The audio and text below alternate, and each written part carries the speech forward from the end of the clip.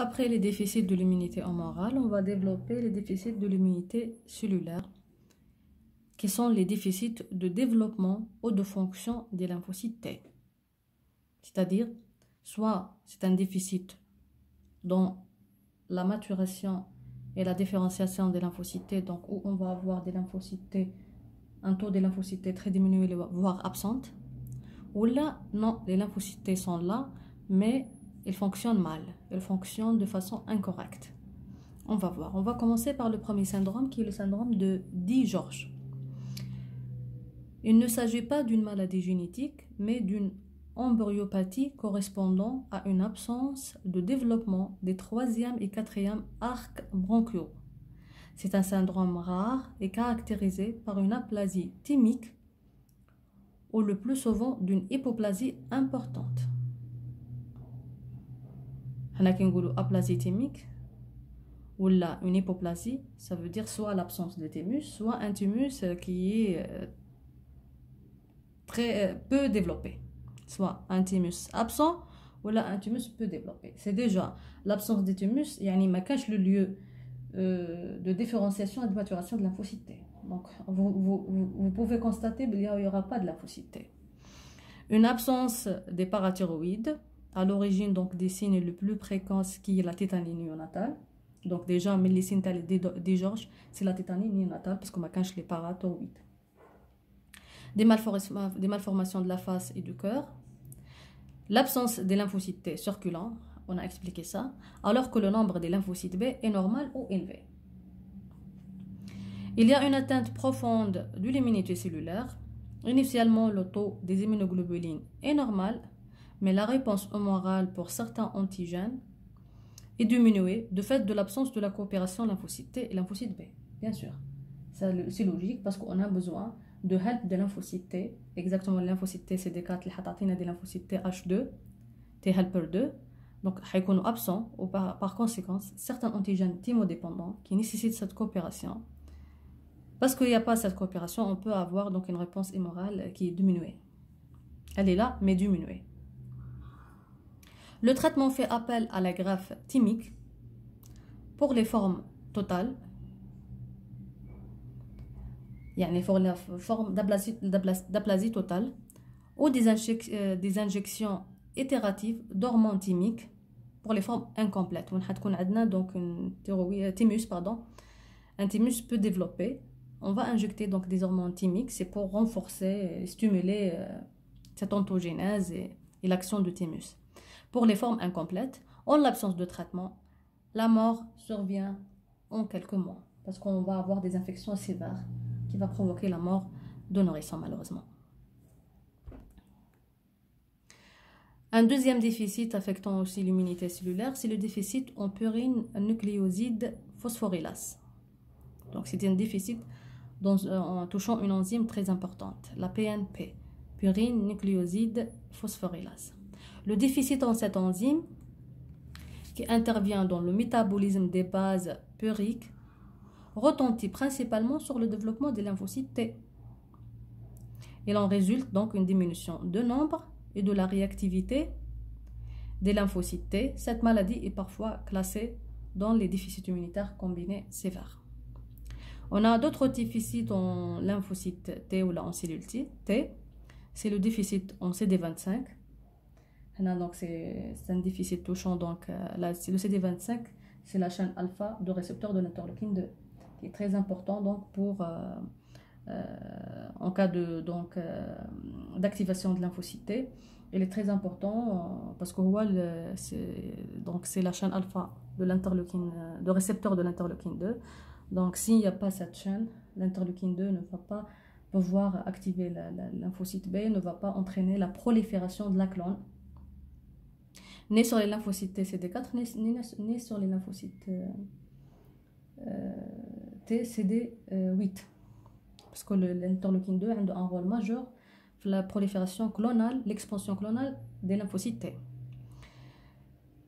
Là, donc, on peut comprendre qu'il y a un défaut fonction de lymphocyte, un défaut dans la fonction de lymphocyte T. Comme on peut avoir aussi un défaut d'expression des chaînes de CD3. Donc, s'il n'a pas les chaînes le CD3, c'est déjà un défaut de transduction du signal. Enfin, donc le TCR reconnaît l'antigène. Parce qu'une fois reconnaît l'antigène lié aux molécules CMH, par la suite présentatrice de l'antigène, le signal, qu'il y a un module de reconnaissance ou le TCR, ou le module de transmission de signal, c'est le CD3. S'il n'y a pas de CD3, il n'y a pas, même pas une transduction de signal. Il n'y a pas une transmission du signal de stimulation. Donc, c'est déjà qu'il y a une lymphocyte, mais ne fonctionne pas correctement. Parmi les déficits aussi de l'immunité cellulaire, on a les déficits immunitaires combinés sévères, les DICS, déficits immunitaires combinés sévères.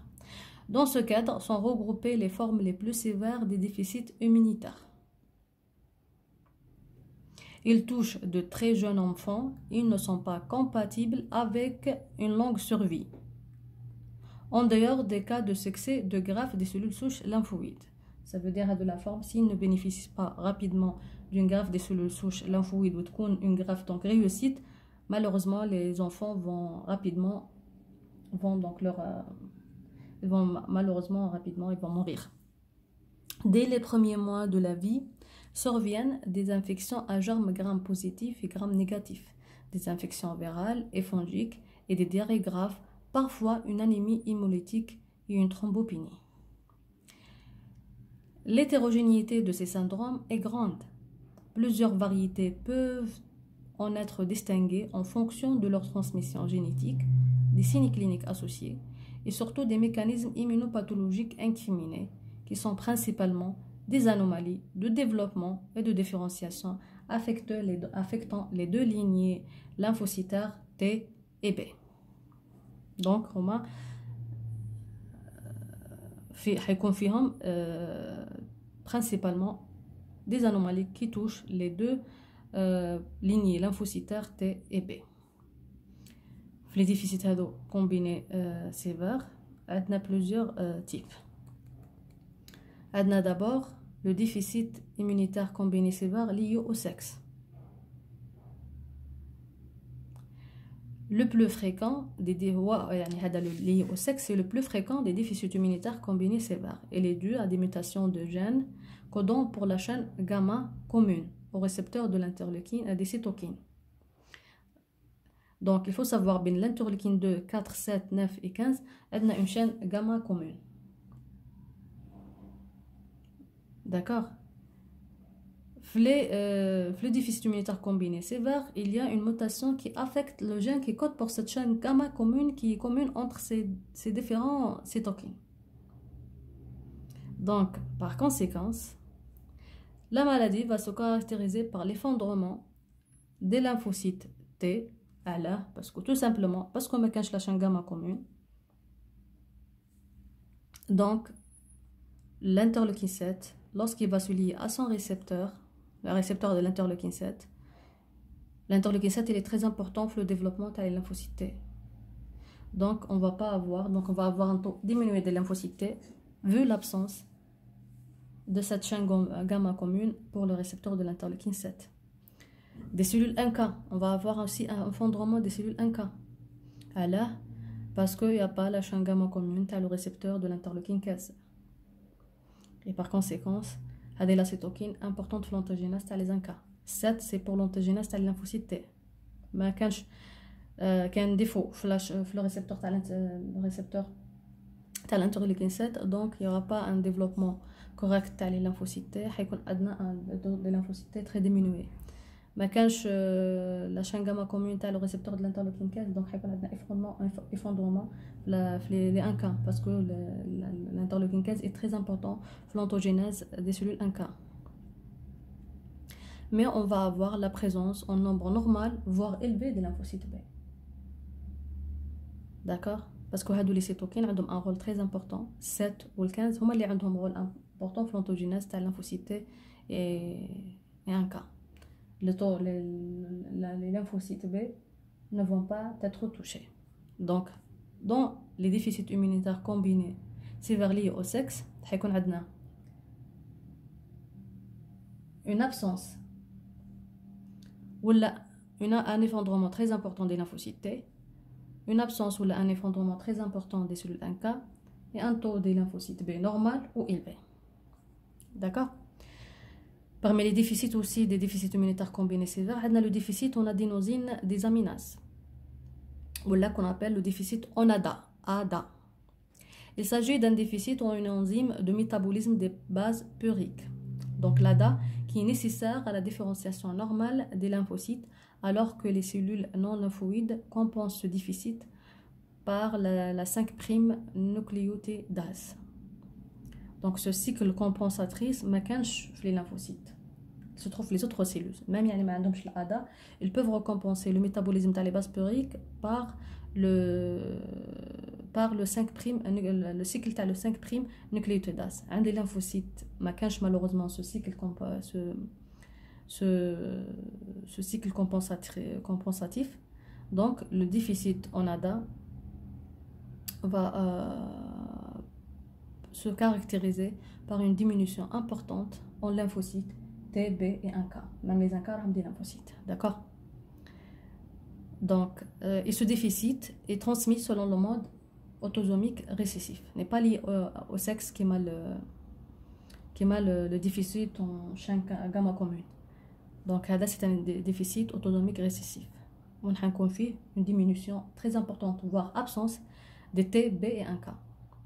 Je répète, on a absence T1K, mais le B il est présent.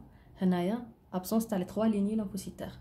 La ligne lymphocytaire de l'immunité est 1K ou les 2 lignes lymphocytaires de l'immunité adaptative, ou les T ou le B. On a aussi le déficit en RAG1 et RAG2. Donc l'anomalie est un défaut de réarrangement des gènes des immunoglobulines, parce que le RAG1 ou le RAG2 ce sont des enzymes qui ont un rôle très important dans le réarrangement des gènes qui codent pour le TCR ou là le BCR ou là les immunoglobulines. Donc l'anomalie est un défaut de réarrangement des gènes des immunoglobulines et de TCR causé par des mutations des gènes RAG1 et RAG2. Les malades présentent des taux effondrés des lymphocytes T, B, mais les cellules 1K sont normales.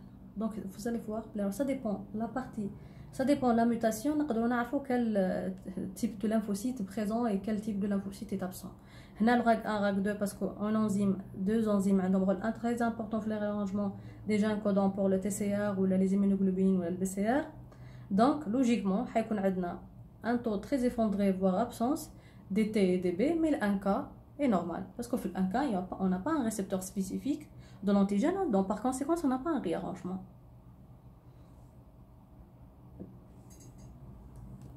Donc, le déficit en RAG1, RAG2, on a un taux effondré de lymphocytes T et B et sur le 1K sont normales. On a d'autres déficits immunitaires combinés sévères. On a le déficit en JAK3. Ce déficit est très proche du déficit en CD132, car cette chaîne transmet le signal en activant la kinase JAK3. Donc, je répète, le déficit en JAK3, il est très proche de déficit en CD132. CD132 et la chaîne gamma commune. T'as les récepteurs de l'interleukine 2, 4, 7, 15, etc. Pourquoi? Parce que déjà, la chaîne gamma commune, elle transmet le signal par une protéine kinase ou liée le JAK3. Donc, soit ما عندناش la chaîne gamma commune, malgré le JAK3, il est là, mais ما كانش la chaîne gamma commune, donc avec l'interleukine ne va pas faire son action sur les lymphocytes T et sur les cellules 1K. Soit non, كاينه la chaîne gamma commune, mais ما كانش l'enzyme ou la protéine kinase qui va faire la cascade de phosphorylation, ou liée le premier enzyme, c'est la JAK3. La première kinase, c'est la JAK3. Et par conséquent, on va avoir la même conséquence. ما كانش la chaîne gamma commune ou ما كانش le JAK3. La même chose, on n'aura pas le signal qu'on nécessite pour l'ontogénèse de lymphocyte T et 1K. C'est pour cela qu'il est très proche de déficit en chaîne gamma commune. On a aussi la dysgénésie réticulaire. Cette affection semble liée à un blocage de la différenciation de la souche hématopoïétique avec atteinte de développement des différentes lignées sanguines. Elle va affecter donc les lymphocytes T, B, les granulocytes et à un degré moindre les autres lignées. Le syndrome de Wiskott-Aldrich, c'est une maladie génétique transmise selon le mode récessif lié au sexe, elle se manifeste essentiellement par une thrombopénie, un eczéma et une immunodéficience. L'ataxie télangiectasie, de transmission autosomique donc récessive, cette affection est caractérisée par un déficit immunitaire, un syndrome cérébelleux et des télangiectasies muqueuses et cutanées.